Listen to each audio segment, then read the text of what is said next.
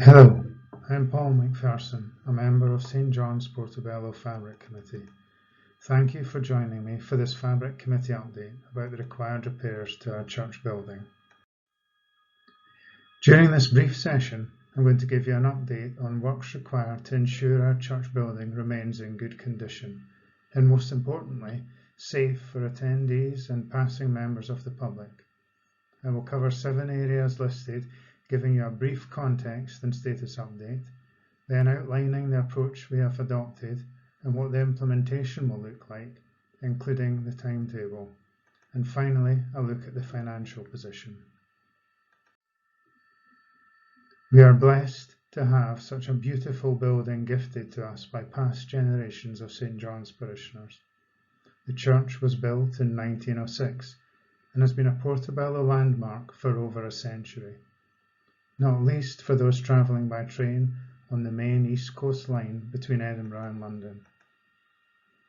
I believe we, as the current generation, have a stewardship responsibility to current and future generations to do everything in our power to make sure this remarkable church is looked after. This is not just for parishioners, but for the wider Portobello community. The church is an open and public space where anyone can find peace and tranquility to pause, consider, and reflect. There is an active Fabric Committee doing its best to look after our church, but it now needs your help and your support. Back in 1997, the church building had a significant overhaul where extensive repairs and alterations were undertaken.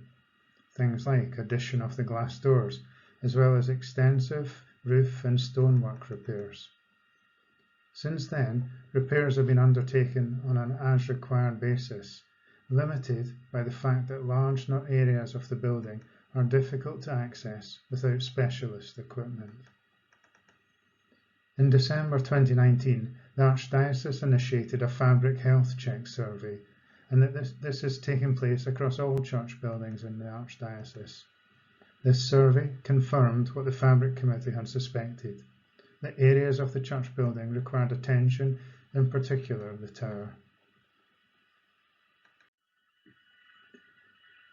The Archdiocese Fabric Health Check survey was intended to highlight areas for further investigation, rather than be at a sufficient level of detail to inform specific actions.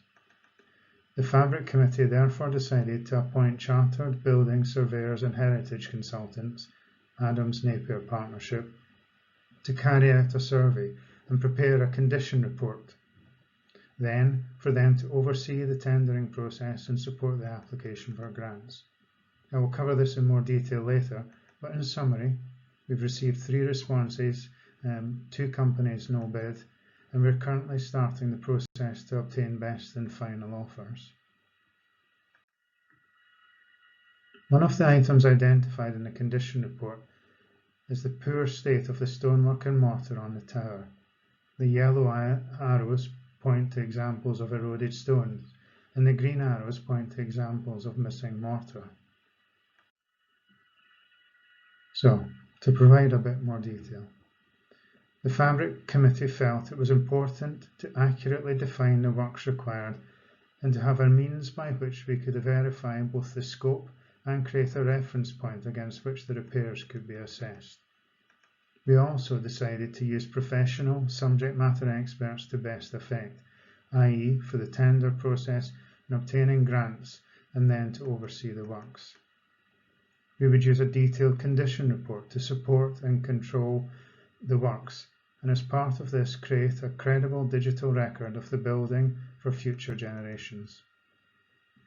I will now quickly go through the 6 high-level steps of the approach that we have undertaken.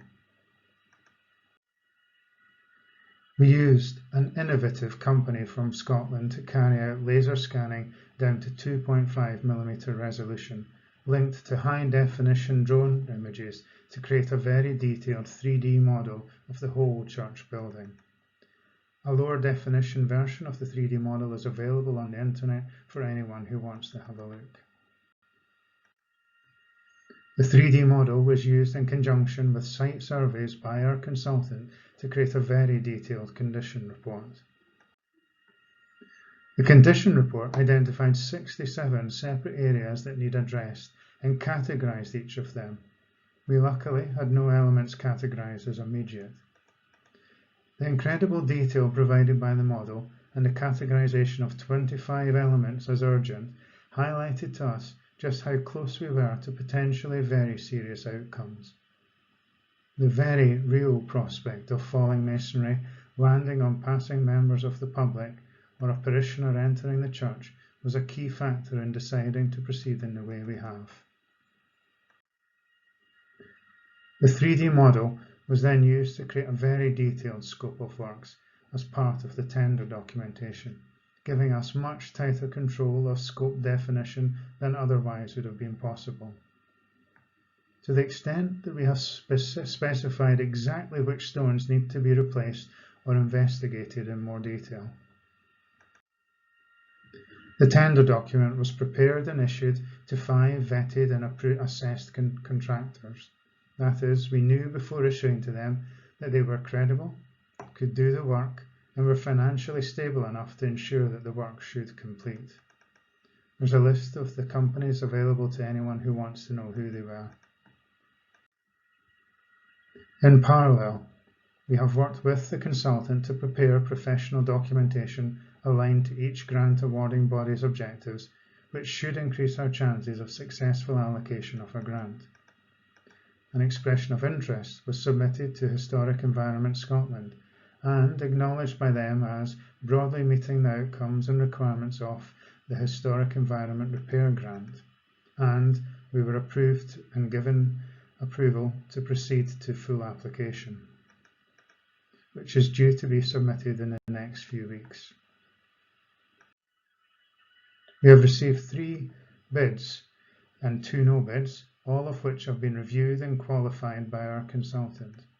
Following review, the lowest price bid has no identified weaknesses and has provided very credible examples of similar work, and therefore selected as preferred supplier.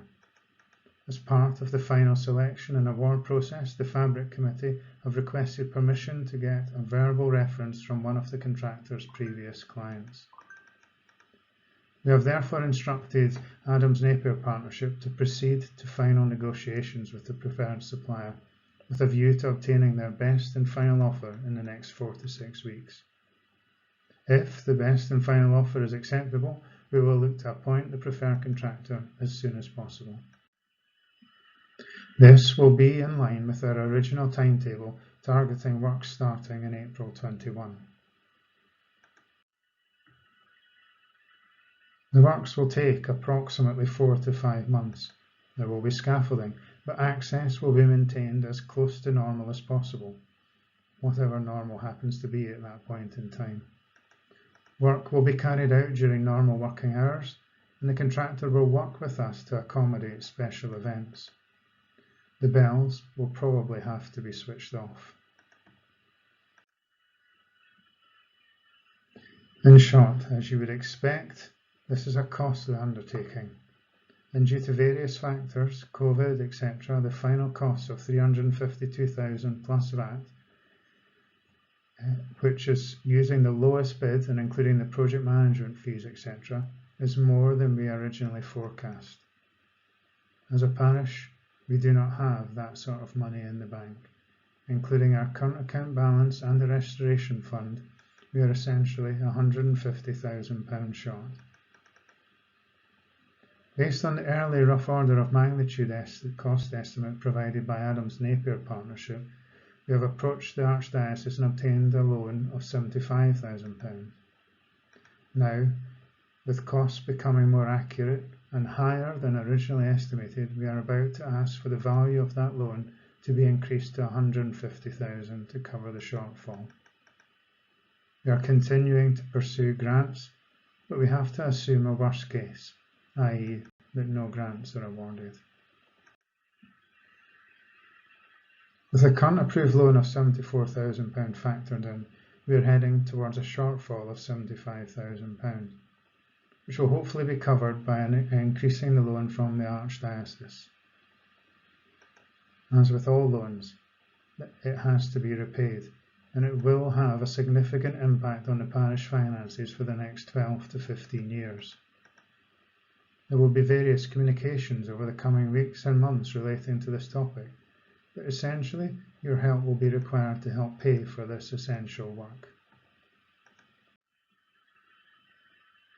But to finish where I started, we are absolutely blessed to have this beautiful building available to us, for us to gather in as a community, to be able to offer it as a place of peace and tranquility to the wider Portobello community. We therefore should do everything within our power and take every action necessary to ensure it remains so, not just for us, but in recognition of the previous generations gifting it to us, and to ensure it is available for future generations. Thank you.